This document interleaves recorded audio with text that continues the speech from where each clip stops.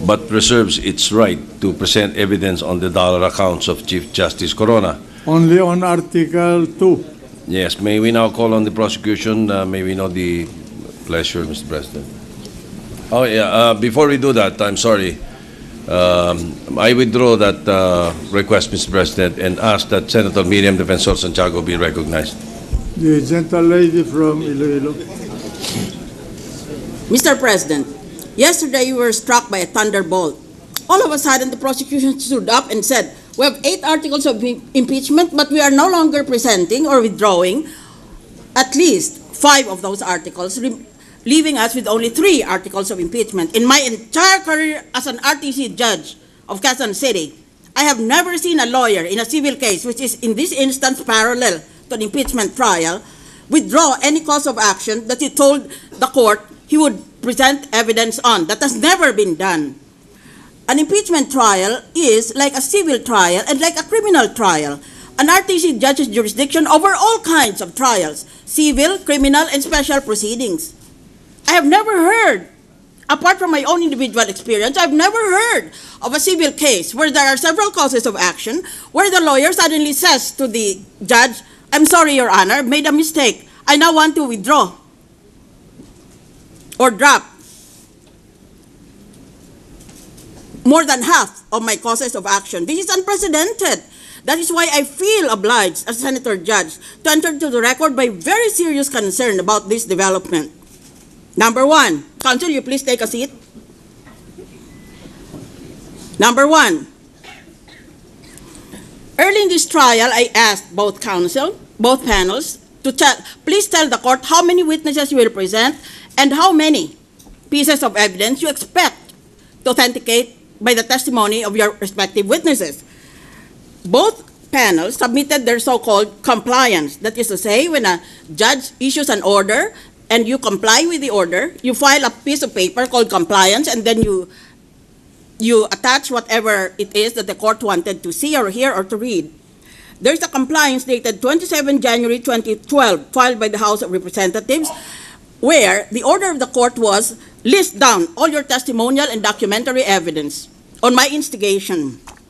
And I have this copy of the compliance by the House of Representatives. Number 1, Article 1, partiality to Mrs. Arroyo in Supreme Court decisions. Testimonial evidence, 6 witnesses.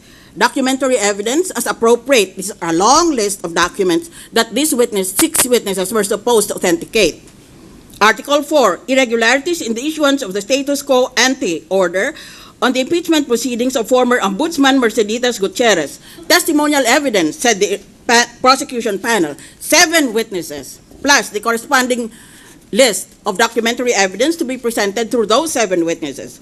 Article 5, gerrymandering in the creation of 16 new cities and the declaration of Dinagat Island as a province. Testimonial evidence, 3 witnesses. I'm quoting the prosecution panel. Documentary evidence, a list of cases. Article 6, allegedly improper investigation of Associate Justice Mariano del Castillo's plagiarism case. Testimonial evidence, 2 witnesses. Documentary evidence as listed. Article 8, failure and refusal to account for the Judiciary Development Fund and special allowance for the judiciary.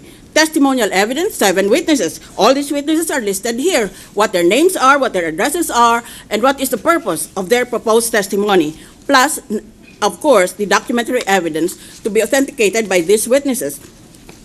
So, House of Representatives January tells us in the impeachment court, we'll present these witnesses, we will also prove and authenticate, introduce into evidence and authenticate documentary evidence. Now all of a sudden, it's only March, January, February, March, all of a sudden, there's a complete turnaround. Ni hi, ni ho, wala. Basta sabihin lang niya, ayaw na namin na presenta ng ebidensya.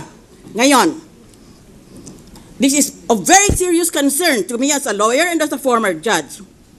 Una, naglalaro ba, nagbibiro ba kayo?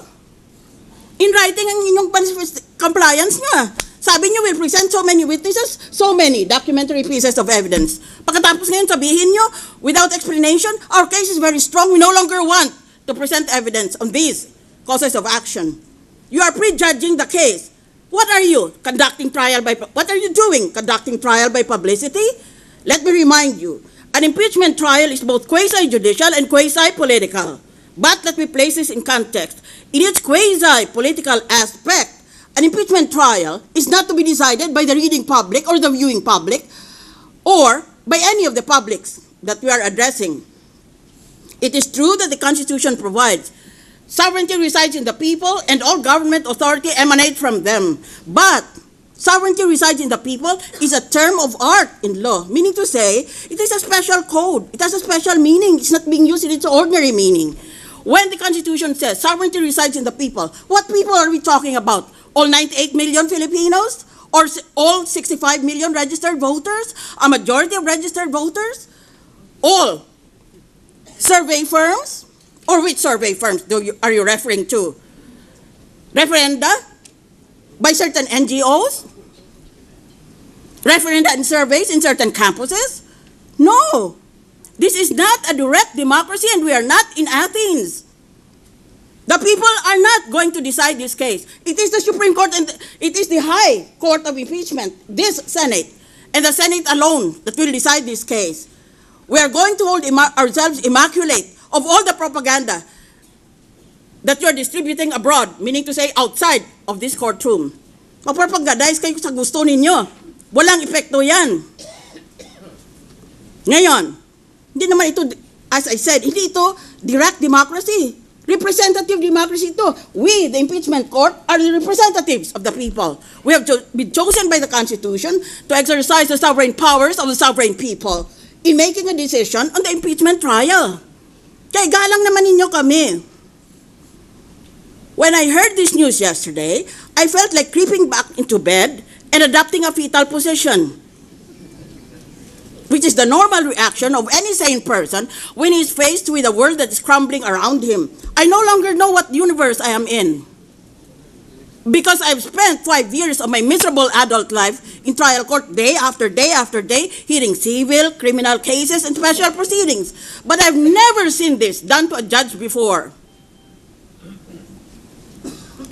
Ngayon, first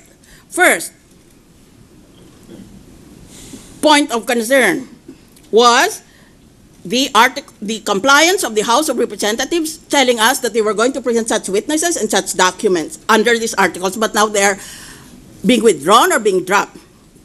At the outset, my request is prosecution files the written motion as directed by the Senate President.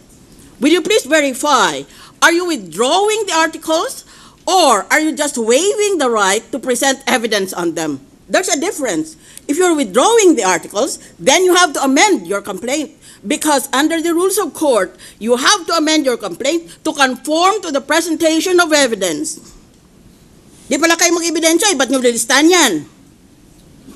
On the other hand, if you're completely just waiving the right to present evidence, then you give the defense the right to present evidence even if you have already waived your own right. Just because you waived your own right does not mean you can waive it for the other side. You've already, in effect, raised suspicions in the mind of a reasonable person about the moral position of the Chief Justice. Of course, they have a right to present evidence to dispel those suspicions raised by your own complaint. Kaya, pakiliwanag lang. Kayo ba ay sinasabi nyo sa amin, ayaw na namin itong articles of impeachment at baliwala na, pakibasura na. O, nandiyan dyan pa rin yan sa aming complaint, pero ayaw namin magbigay ng ebidensya. Will you please make a distinction between those two? Because each of those optionals have their own peculiar circumstances in law. Ngayon, nagbasa na ako ng mga sinabi ninyo nung Enero lamang. Para so pala ngayon, nagkapalit na kayo ng isip. I am very concerned that this might constitute unethical behavior. In trial court, we have also a term of art called, which sometimes used, and it is normally runs to frivolous and sham. Frivolous and sham is not to be taken its ordinary meaning. It is also to be taken its technical meaning. And this is a technical meaning of a frivolous claim. A frivolous claim in legal terms refers to a lawsuit or motion in lawsuit motivated by an intent merely to harass, to delay, or to embarrass the opposition. In order to be found frivolous, the claim must have no arguable basis in law or in fact. Ngayon, let me remind you, prosecutors of the prosecution panel, of your Code of Professional Responsibility, kung abogado kayo, Canon 10, a lawyer owes candor, fairness, and good faith to the court.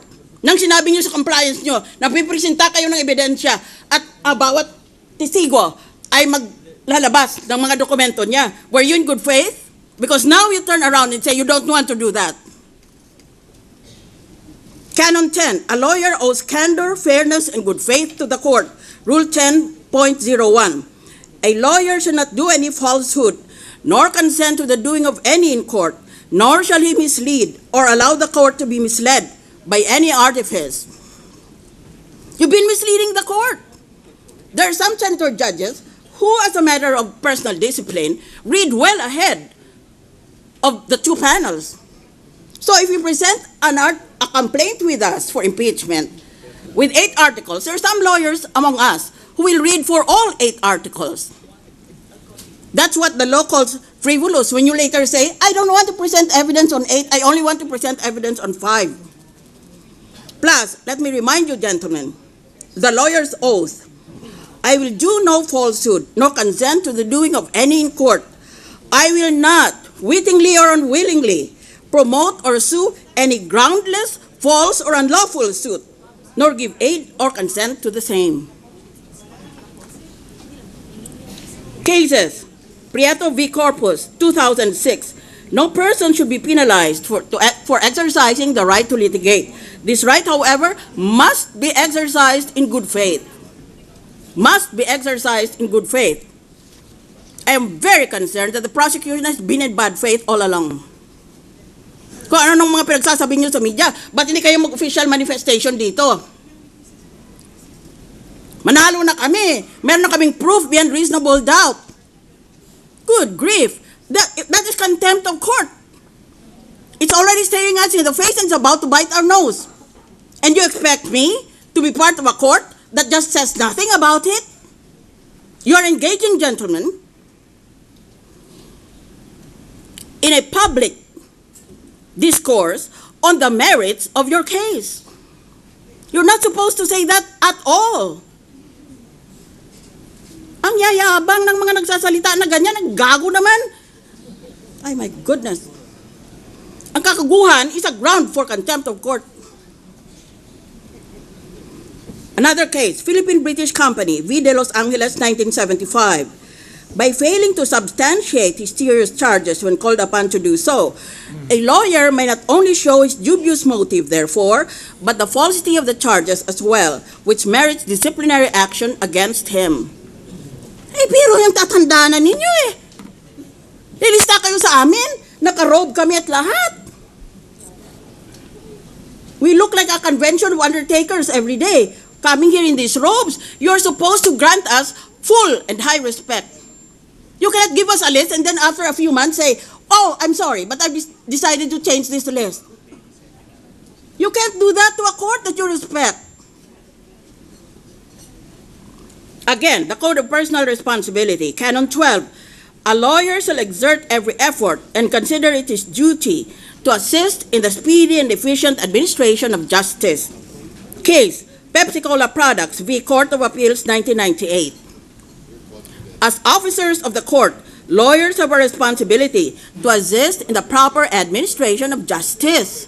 Hindi ito politika, gentlemen. We are not in politics where you are free to hire character assassins and do all manner of dirty tricks. This is a quasi-judicial proceeding. Itigil na ninyo yan. Yun ang problema nyo eh. Mahilig kayo sa ganyan eh.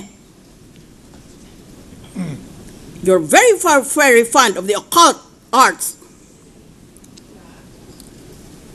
As officers of the court, lawyers have a responsibility to assist the proper administration of justice.